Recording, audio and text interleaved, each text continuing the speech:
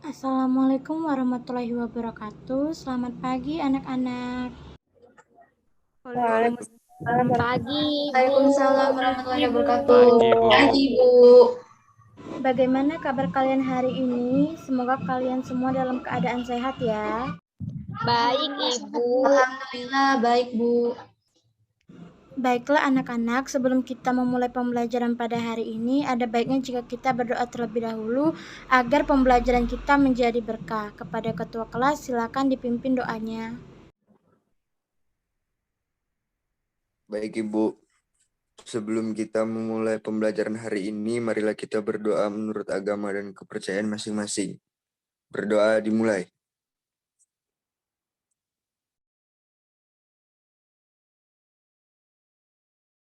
Berdoa selesai. Amin, amin, amin ya rabbal alamin.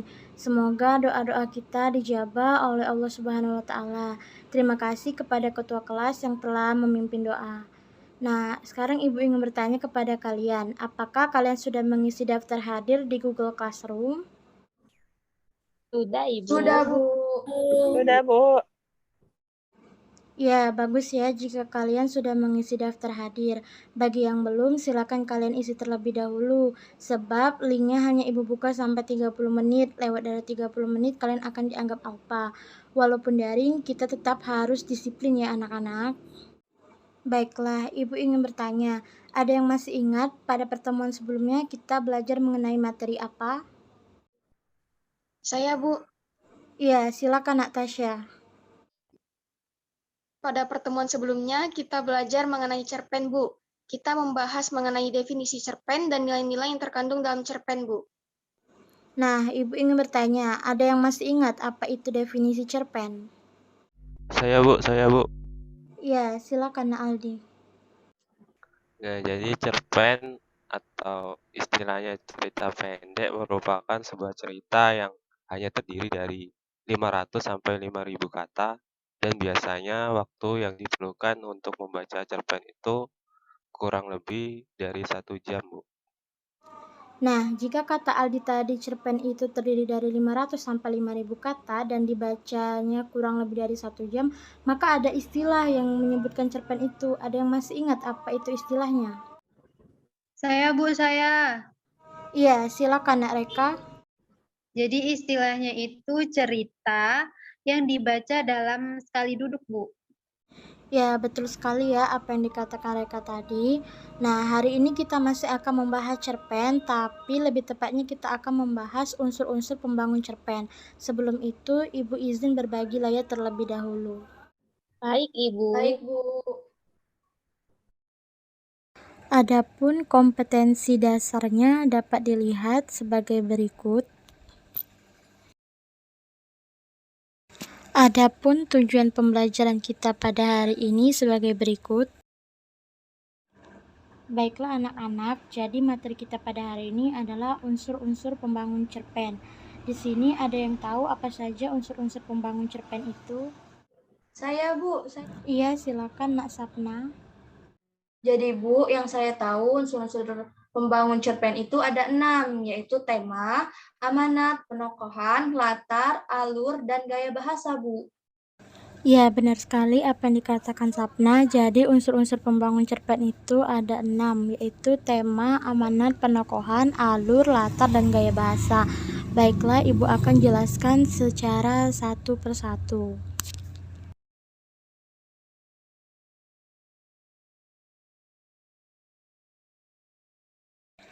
Materi selanjutnya adalah latar. Latar ini adalah lokasi atau tempat dari cerita tersebut.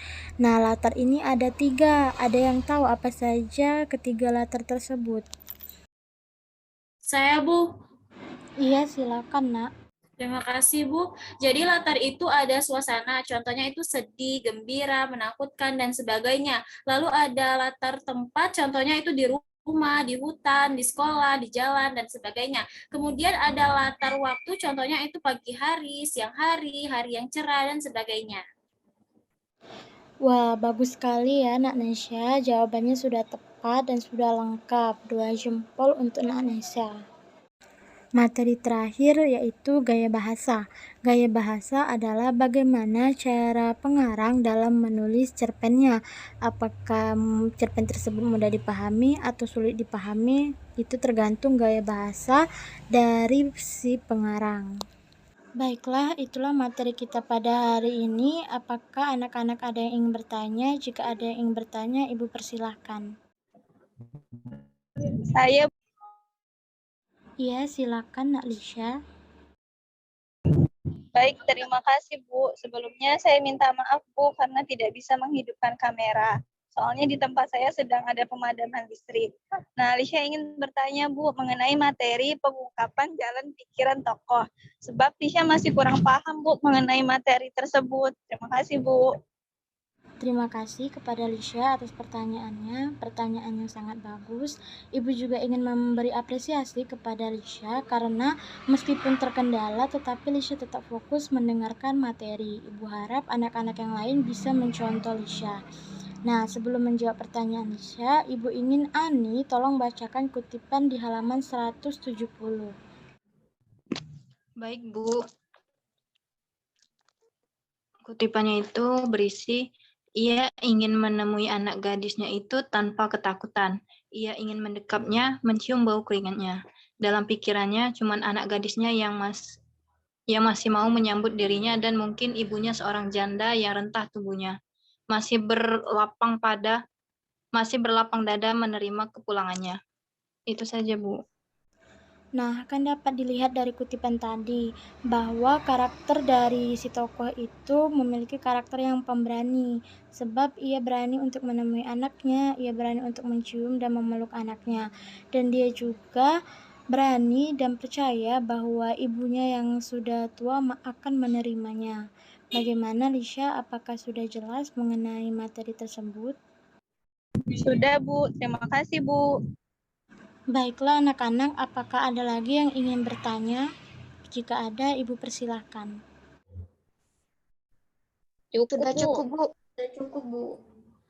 Jika tidak ada yang ingin bertanya lagi, maka dari itu Ibu akan memberi kalian tugas, tapi tenang saja karena ini tugas kelompok.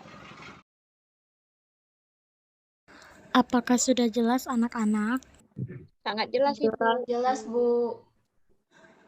Baiklah anak-anak, 20 menit sudah berlalu dan Ibu lihat di grup juga semua kelompok sudah mengirimkan hasil pekerjaannya. Karena waktu kita tinggal sedikit lagi, maka Ibu akan memberi satu kesempatan untuk satu kelompok saja untuk memaparkan hasil diskusinya. Bagi kelompok yang mau memaparkan hasil diskusinya, akan Ibu beri tambahan nilai. Ayo, siapa yang mau maju? Kami Bu, kelompok 4 Bu. Baiklah, kepada kelompok 4 dipersilakan. Cukup perwakilan kelompok saja ya yang memaparkan hasil diskusinya. Baiklah, terima kasih Ibu. Kami dari perwakilan kelompok 4 akan membacakan hasil presentasi kami. Unsur-unsur pembangun cerpen yang pertama itu tema, penjelasannya kehidupan. Yang kedua, unsur pembangun cerpen amanat, penjelasannya jangan mudah putus asa dan teruslah berusaha. Yang ketiga, penokohan itu pada tokoh aku mudah putus asa, kurang bersyukur dan suka mengeluh. Yang kedua, pria pemabuk kuat menjalani kehidupan yang sulit. Yang keempat, alurnya maju. Yang kelima, latarnya suasana sunyi sepi. Latar tempatnya di pinggir jalan dan jembatan. Yang tiga, latar waktunya di malam hari. Lalu yang selanjutnya ada gaya bahasa, cara pengarang menggambarkan ceritanya benar-benar memanfaatkan kata-kata, gaya bahasa yang sulit untuk memahami, sampai-sampai pembaca harus benar-benar fokus dan teliti untuk menemukan pesan yang ingin disampaikan oleh pengarang melalui cerita tersebut. Seperti itu, Ibu. Kami kembalikan kepada Ibu. Terima kasih, Bu. Terima kasih kepada kelompok 4 yang sudah memaparkan hasil diskusinya. Ayo anak-anak, beri tepuk tangan dulu untuk kelompok 4. Ibu mau memberi tanggapan terhadap kelompok 4. Menurut Ibu, hasil diskusi kalian sudah sangat baik dan sudah benar. Itu berarti kalian sudah memahami materi pada hari ini. Ibu harap anak-anak yang lain juga paham mengenai materi kita pada hari ini.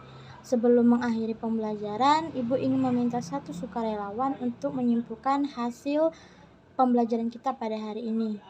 Nah, tadi Ibu lihat sepertinya Regita sudah mengangkat tangan. Maka dari itu Ibu persilakan Regita untuk menyimpulkan pembelajaran kita pada hari ini. Kepada Regita, Ibu persilakan.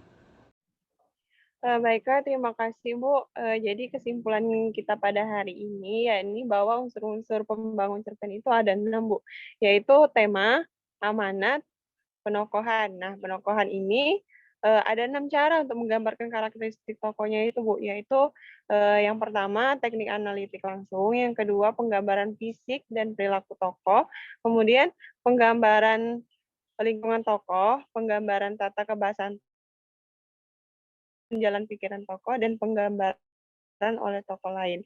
Selanjutnya itu ada alur. Nah, alur ini terdiri atas alur maju, mundur, dan campuran Bu. Kemudian ada latar. Nah, latar juga terdiri atas latar suasana, latar tempat, kemudian latar waktu, dan yang terakhir itu ada gaya bahasa Bu. Terima kasih Bu. Terima kasih kepada Regita yang telah membantu Ibu untuk menyimpulkan pembelajaran pada hari ini. Kesimpulan yang disampaikan oleh Regita juga sudah lengkap. Nah, sebelum mengakhiri pembelajaran pada hari ini, Ibu ingin memberi kalian tugas. Tugas ini dikerjakan di rumah dan tugas ini merupakan tugas individu. Apakah sudah jelas anak-anak mengenai tugas individunya? Jelas Oke, Bu. Bu. Jelas Bu. Baiklah, karena waktu kita sudah habis, maka Ibu akhiri pembelajaran kita pada hari ini. Sebelum itu, Ibu ingin meminta ketua kelas untuk memimpin doa. Kepada ketua kelas, Ibu persilahkan. Baik Ibu, untuk menutup pembelajaran pada hari ini, marilah kita berdoa menurut agama dan kepercayaan masing-masing. Berdoa dimulai. Berdoa selesai. Terima kasih kepada ketua kelas yang telah memimpin doa. Ibu juga ucapkan terima kasih kepada anak-anak semua yang telah mengikuti pembelajaran dengan sangat baik. Jangan lupa untuk mengerjakan tugasnya. Dan juga silakan kalian baca-baca materi mengenai struktur dan kebahasaan teks cerpen, karena materi tersebut akan kita bahas pada pertemuan berikutnya. Ibu akhiri, wassalamualaikum warahmatullahi wabarakatuh. Sampai bertemu lagi di pertemuan berikutnya. Waalaikumsalam. Terima kasih Ibu. Terima kasih Ibu. Terima kasih Bu.